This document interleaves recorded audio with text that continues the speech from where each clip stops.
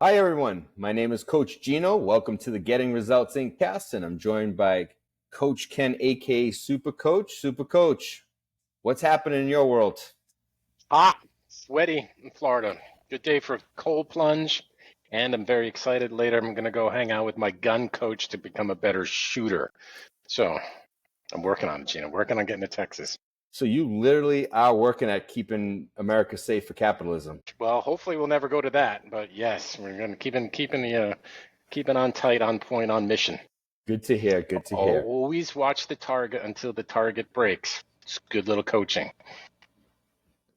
There's always little coaching snippets here and there that people got to listen in for to hear. So awesome. Hey, so Super Coach, today we want to talk about something that we ensure every client that works with us agrees to, right? And it's a code that we all live by. And this is going to be the first part of a 3-part series. For those listening, make sure you check in each week for this 3-part series because you'll get the full picture by listening into the 3 episodes. But the first code that we have our clients agree to is being impeccable with your word. So, Coach, do you want to speak on this and give some insight into what this really means? Yes, and the reason why we have this code is a very simple one, because if you're in violation of either the first one, second one, or third one, you're usually creating a lot of friction for yourself and you're not achieving the goals that you want. So a simple code to live by is an opportunity that you can be constantly checking in with yourself. Are you in alignment with the code or not? It's one of the beautiful things about getting results is anyone who's been a part of us, been part of our movement, if you will, they all have this simple code. And the first agreement that we have that we ask everyone to agree to, as a matter of fact, they have to agree to it or we will not coach them, right? That's the fast way out of the coaching program, is not to agree to the coaching agreements. So the first one is to be impeccable with your word, or in simple English, do what you say you're going to do, honor your word. Now, one of the reasons why that's very important, if we think about the industry itself and why you have clients in the first place, there's only 2 fundamental reasons why you have clients whatsoever. Number 1, they like you. Number 2, they trust you. Now, here's this interesting thing about trust. Like I said, if I said, Gino, how do you know if somebody's trustworthy? They do what they say they're going to do. They do what they say they're going to do. Now, if someone does not do what they said they were going to do, what happens? Man, distrust definitely takes place, and a whole lot of mental space gets taken up of all the reasons why that person might not be someone they want to deal with in the future. Correct. Correct. So when you don't keep your word, when you practice being sloppy, sloppy could be being late. Sloppy can be not calling someone back when you said you were going to do. Sloppy could be not delivering on your client service model. There are thousands of ways to practice being sloppy. Now, there's nothing wrong with being sloppy. It's just that every time you are sloppy in the presence of a client, friend, associate, spouse, whoever it is, it creates a moment for them to think. Coach, you Okay. just said something important. We're not talking just in the office, Oh, no, right? no. Well, here's that bigger distinction is that we treat our clients like professional athletes and that everything that you do counts. You see, no matter where you are, that's where you are. Okay. And what you practice, you get better at. And the more that you practice being sloppy, the better you get at being sloppy. So let me just emphasize this thing about being late. So when you're late, it causes the other person to think. Now, some people are like, well, what's wrong with thinking? Well, there's nothing wrong with thinking technically until you begin to analyze what is the general zeitgeist of most people's thoughts. Are they positive or are they negative? If you watch the news at all, do you see a majority of positive stories or is it a majority of negative stories? Okay, so once you give a person the opportunity to think, they often default to the negative. Wow, if he's sloppy with this, what else is he sloppy with? Yeah. Man, if Secret Service can't handle guarding the president, where else are they sloppy? Wow, where else is the government? Notice how the mind has a tendency to go negative. Oh yeah. Or they don't respect me. Or how could they Oh, do that to me? Or they don't have even the decency to show up call for or me on time, yeah, right? Or to yeah. call ahead. Yes. So one of my favorite stories around this concept of being sloppy or being late, I just want you to notice something. I'm going to tell a fast little story to get you to think. I want you to imagine it's your anniversary with your girlfriend, wife, spouse, whatever that is, right? It's your anniversary, and you've planned this amazing dinner. You got the favorite restaurant, you got candles, you got flowers. You've gone all out on this particular event. Okay, and she's supposed to meet you, or he, she, whatever it is, whatever your preference is, they're supposed to meet you exactly at 6:15 p.m. And you're there early. You're waiting for him or her to show up. 6:15, she's not there, or he's not there. Now, immediately you're like, okay, maybe they're a little late. Maybe they're running in traffic. Okay, now it's 6:30.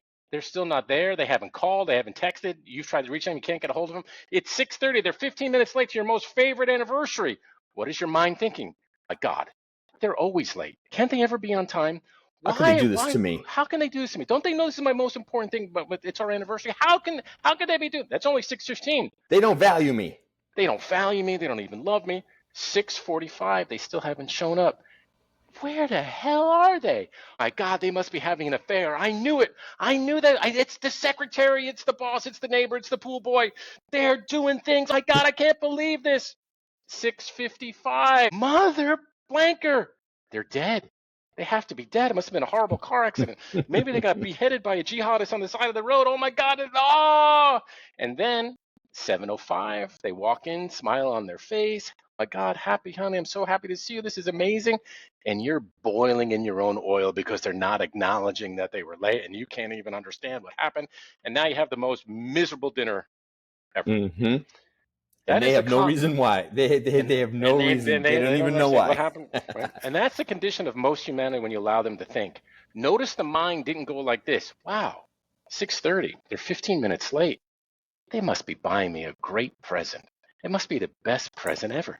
They must be shopping. They must be, oh my God, 45. This thing must be so big they can't even she's get it getting to me. she's getting so dolled up for me. Yeah, I love what a this. she is going to Just be for so me. just for me. She's beautiful. Oh my God, it's 6:55. She's still not here. He's still not here.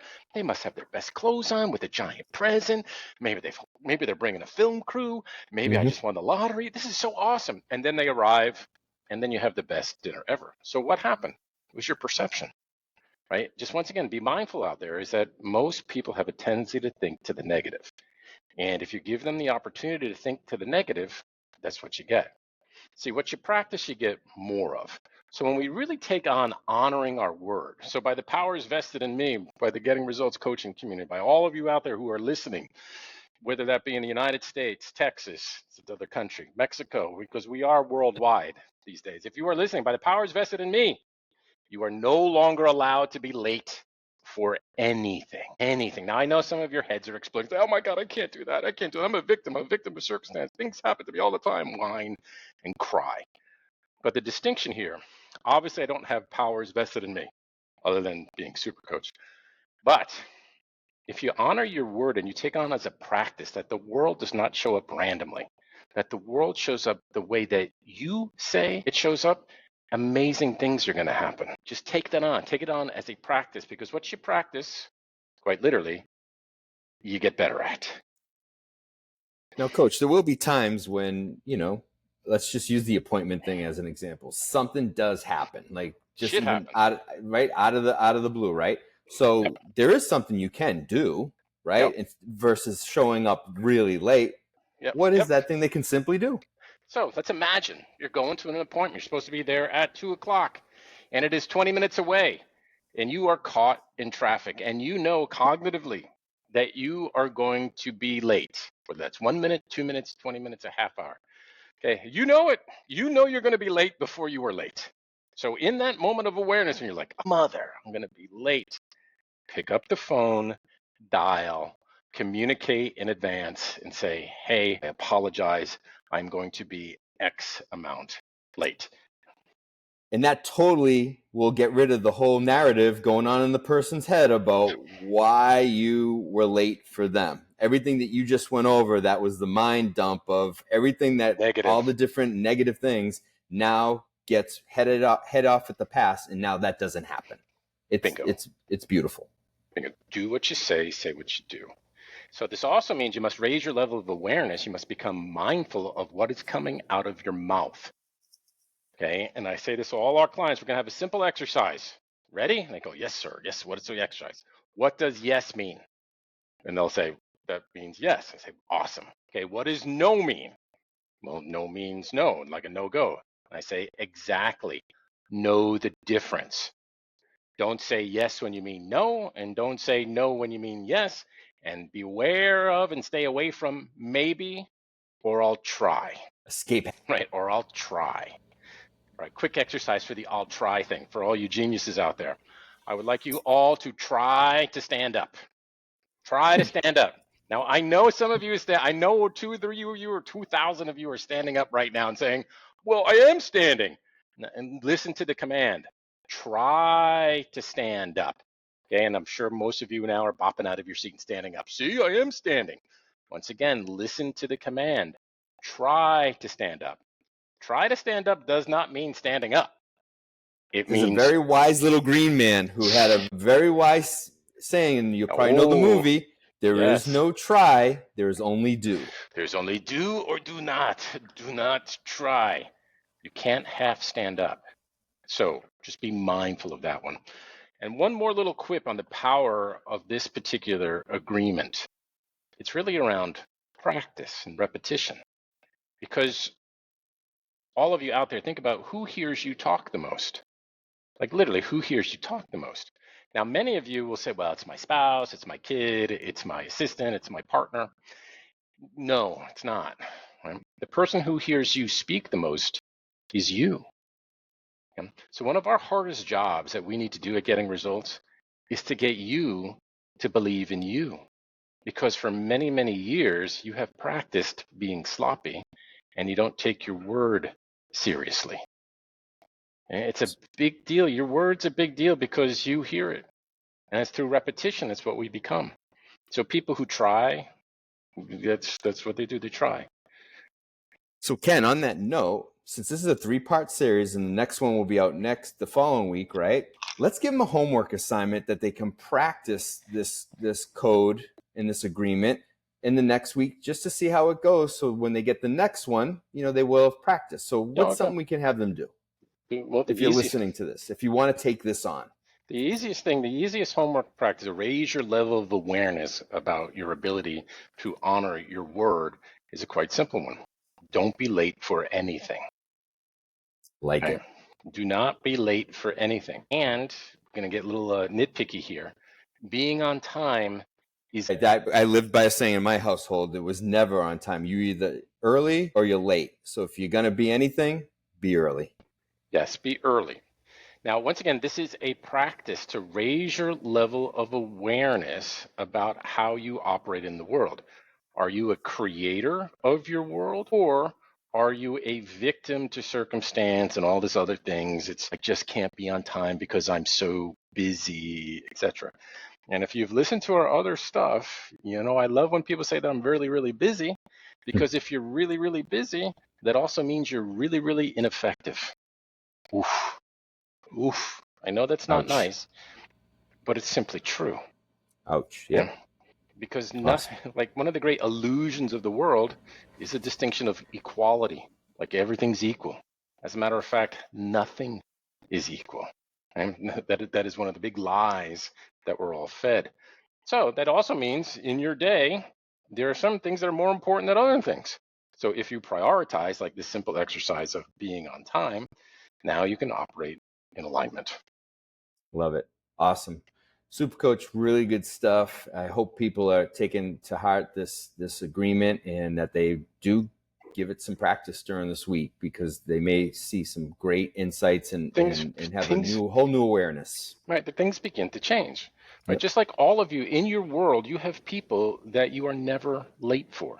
Whether that was a coach, a teacher, a boss, you were never ever late for them. because they were not the people who would take that. That would not be acceptable behavior for them. Right.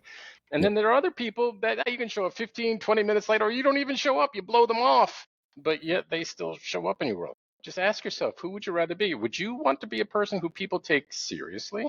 Or would you be like, well, I want to be like a willy-nilly, like, oh, it's okay to sort of show up or not show up at all? Yep. Yeah, and joke about it. Yeah, I'm always late. Yeah, I'm always late. Is that really funny? I don't know. I'm always late. Everybody's always late here. We always practice sloppiness, but like our whole company practices being sloppy all the time. Now, and just one more little zing for everybody. This also means like appointments, like that they also end on time. All right. Good one. Be mindful of how you allocate your time. Love it. Love it. Super Coach, great stuff. Any last insights or word of advice before we close out the podcast today? Simple one. Don't be sloppy. Perfect. Awesome. Super Coach, great stuff. I'm looking forward to part 2 next week. To our listeners, if you enjoyed today's podcast and got value from it, please be sure to share and follow our podcast. Hit the like button or give us a rating. We really like your ratings. We can be found on both Spotify, Apple Podcasts, Advisor Hub, and of course our website, gettingresultsinc.com. Tune in next week for our next episode, which will be the second part 2 of the series. And till then, be great.